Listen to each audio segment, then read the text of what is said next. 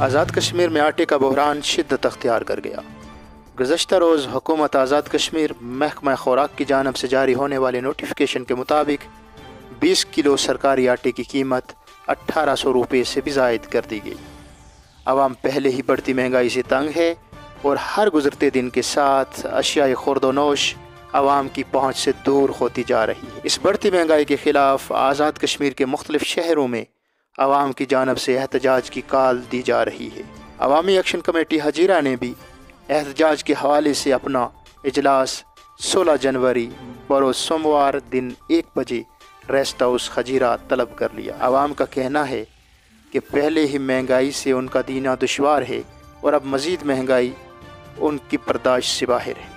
انہیں بامشکل 2 وقت کی روٹی اور چند نوالے ہی میسر ہیں، اب حکومت یہ بھی چھیننے کی کوشش میں ہے۔